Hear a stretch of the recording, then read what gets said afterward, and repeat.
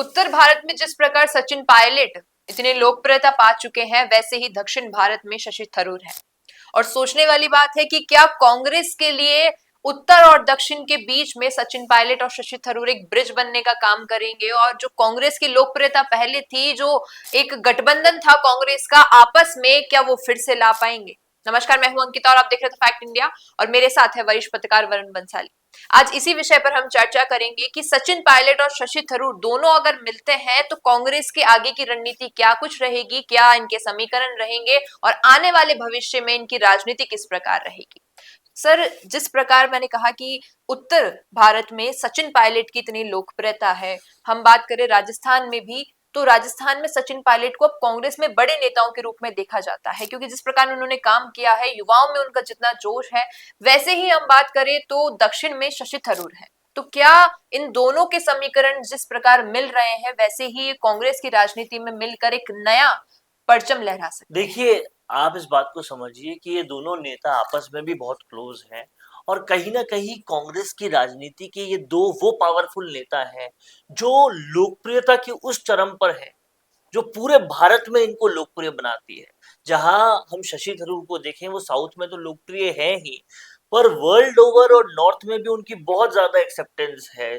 उनके लिटरेचर को लेकर, उनकी समझदारी को लेकर उनकी बहुत ज़्यादा एक्सेप्टेंस है। यूथ में भी बहुत ज़्यादा लोग उन्हें पसंद करते हैं। जी। ठीक वैसे ही सचिन पायलट तो कई बड़े सर्वेज में कांग्रेस के सबसे लोकप्रिय नेताओं में आ चुके हैं। तो सवाल सबसे बड़ा ये है कि कांग्रेस को अगर 2028 में छाना है और बीजेपी को प्रतियोगिता बड़े लेवल पे देनी है, तो सबसे पहले समझना होगा कि आज बीजेपी का सबसे बड़ा हथियार क्या है। सबसे बड़ा हथियार है प्रधानमंत्री मोदी की लोकप्रियता।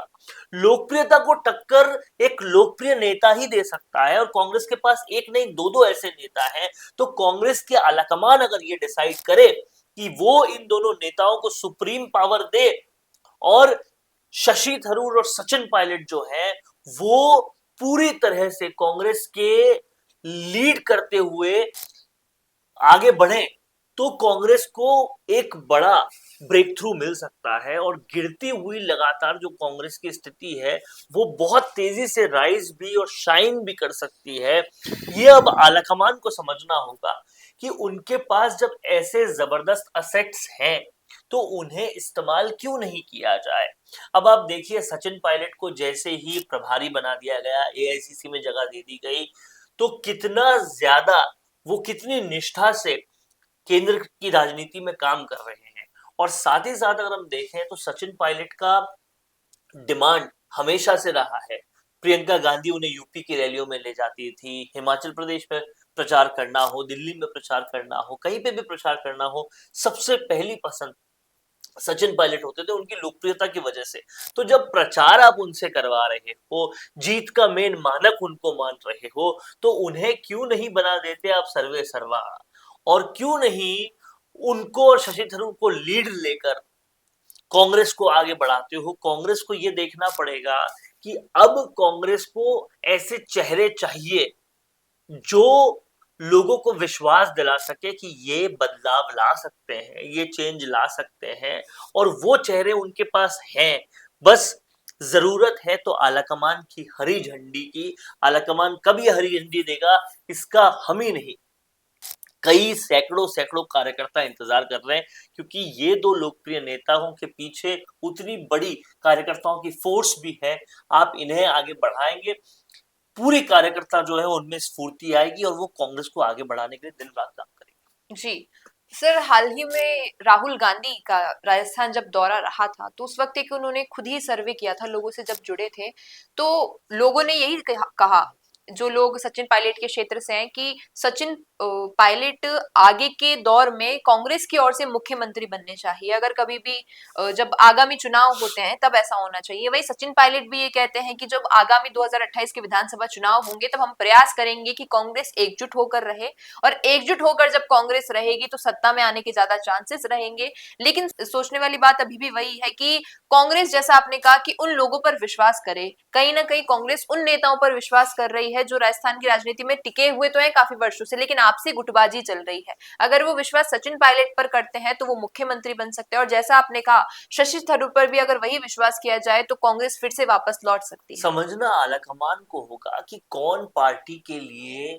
वो डायमंड है जो पार्टी को आगे ले जा सकता है, और कौन पार्टी के लिए वो दीमक है जो अंदर से ही पार्टी को खा रहा है। 25 सितंबर जैसी घटना होने के बाद भी आप अगर पूर्व मुख्यमंत्री अशोक गहलोत जैसे लोगों को नहीं समझ पा रहे और लगातार निष्ठा दिखाने के बाद भी आप सचिन पायलट की स्ट्रेंथ को नहीं पहचान पा रहे, तो ये गलती आलाकमान की है। जब तक वो ये चीज नहीं समझेगी तब तक कांग्रेस आगे कैसे बढ़ेगी उसकी दिशा तय नहीं होगी। तो राहुल गांधी ने ये ऐलान तो किया है कि वो युवाओं को आगे बढ़ाएंगे, जिताऊ लोगों को आगे बढ़ाएंगे, लेकिन अब वो करना उन्हें सचिन पायलट और शशि थरूर के साथ ही शुरू करना चाहिए। जी, वही जैसा कि लोग कहते हैं कि युवा है वो काम नहीं कर पाएगा, लेकिन बात करें राहुल गांधी जिस प्रकार से कह रहे हैं कि वो युवाओं को आगे लाएंगे, तो सचिन पायलट और शशि थरूर दोनों को ही हम देखें तो उन्हें तजुर्बा भी है, वो युवाओं में भी है, तो कहीं ना कहीं ये वाली बात दोनों तरफ से फिट हो जाती है कि एक्सपीरियंस भी है, युवा भी है और जनता से जुड़ा हुआ भी है, लोकप्रिय भी है, जनता भी इनको चाहती है, ट्रस्ट भी इन पे बहुत है, विश्वास भी इन पे बहुत है, और अपनी निष्ठा का ये हर पॉसिबल रिजल्ट दे चुके हैं, दिखा चुके हैं, प्रूव कर चुके हैं कि वो सबसे ज्यादा निष्ठावान है। अब आलाकमान को इनको आगे लाने में देरी नहीं करनी चाहिए। बिल्कुल। तो अब आपकी क्या राय है इस विषय पर? क्या वाकई कांग्रेस को अगर वापसी करनी है राजनीति में तो सचिन पायलट जो कि उत्तर से हैं और दक्षिण से शशि थरूर, इन दोनों को एक साथ एकजुट करके कांग्रेस की जो कहें हम डोर है इनके हाथों दे देनी चाहिए, तो क्या होगा? क्या लगता है आपको? बताएगा कमेंट्स में। बिजनेस अच्छा हो सकता है लेकिन अगर नाम नहीं दिखा तो पहचान कैसे बनेगी? अब टेंशन छोड़िए, द फैक्ट इंडिया आपके बिजनेस को देगा वो पहचान जो पूरे राजस्थान में हर किसी तक पहुंचे। न्यूज चैनल पर विज्ञापन, पॉडकास्ट और प्रमोशन के जरिए आप सीधे 5 लाख सब्सक्राइबर और 10 करोड़ से ज्यादा व्यूज तक अपनी पहुंच बना सकते हैं। तो देर किस बात की, आज ही द फैक्ट इंडिया से जुड़िए और अपने बिजनेस को बनाइए हर घर का नाम।